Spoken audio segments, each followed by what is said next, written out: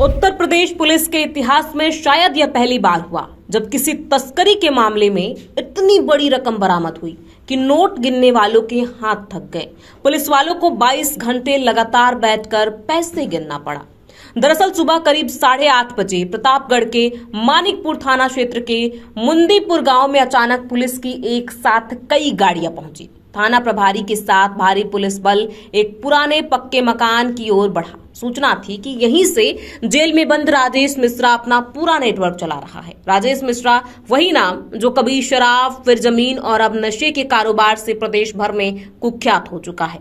राजेश उस वक्त जेल में बंद है, लेकिन पुलिस की जांच में खुलासा हुआ है कि उसका गिरोह वहीं से चालू था। जेल के भीतर से डील फाइनल होती थी और बाहर से उसका परिवार डिलीवरी और कैश की वसूली संभालता था। नमस्कार, मैं हूं प्रियांशी और आप देख रहे हैं नवभारत लाइव। दरअसल जब पुलिस ने राजेश मिश्रा के घर पर दबिश दी तो सबसे पहले अंदर से दरवाजा बंद कर दिया गया। घर में रीना मिश्रा, राजेश की पत्नी, बेटा विनायक, बेटी कोमल, रिश्तेदार यश और अजीत मिश्रा मौजूद थे। जब दरवाजा खुलवाया गया तो सामने जो दृश्य था उसने हर किसी को चौंका दिया।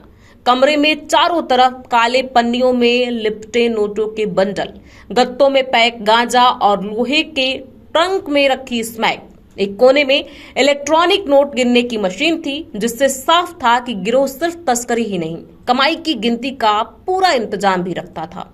पुलिस ने जब गिनती शुरू की तो 2,15,05,345 रुपए की नकदी बरामद हुई। इसके अलावा 6.075 किलो गांजा और 577 ग्राम स्मैक यानी हीरोइन मिली, जिसकी अनुमानित कुल कीमत 3 करोड़ रुपए से अधिक है।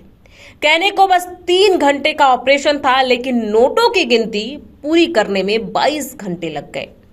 छानबीन में सामने आया कि रीना मिश्रा और उसका बेटा विनायक मिश्रा राजेश की जेल से रिहाई के लिए फर्जी दस्तावेज तैयार कर अदालत में जमानत करवा चुके थे। इस खुलासे के बाद उन पर धोखाधड़ी, जालसाजी और गैंगस्टर एक्ट समेत कई धाराओं में मुकदमा दर्ज किया गया है। पुलिस रिकॉर्ड बताता है कि पहले भी इस परिवार की लगभग 3 करोड़ से ज्यादा रुपए की चल अचल संपत्ति कुर्की की जा चुकी है। यह कुर्की भी राजेश और रीना के नाम पर दर्ज की गई थी। बावजूद इसके गिरोह ने जेल से नेटवर्क चलाना जारी रखा।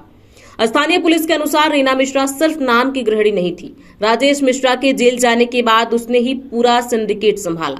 गांव में उसका खौफ इस कदर था कि कोई भी उसके घर की ओर नजर उठाकर नहीं देखता था। लोगों का कहना है कि मकान में कभी कभी ट्रक रुकते थे, फिर कुछ लोग आते जाते दिखते थे। सबको मालूम था मगर कोई बोलता ही नहीं था।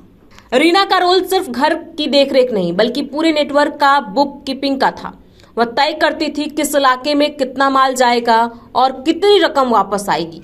जेल में बैठे राजेश से वह रोज बात करती और उसी के कहने पर डील फाइनल करती थी। पुलिस के अनुसार राजेश मिश्रा पहले से ही कई गंभीर मामलों में अभियुक्त है। जेल से बाहर उसकी कमान उसकी पत्नी और बच्चों के पास थी। वह फोन और मुलाकातों के जरिए गिरोह को निर्देश देता था कि कहां से माल मंगाना है, कहां सप्लाई करना है और कौन पुलिसकर्मी कब ड्यूटी पर होता है। पुलिस का कहना है कि गिरोह अंतर्राज्यीय स्तर पर सक्रिय था। बिहार और मध्य प्रदेश तक इसके तार फैले हुए हैं। प्रतापगढ़, प्रयागराज और कौशाम्बी के कई गांव इस नेटवर्क के रूट बने हुए थे।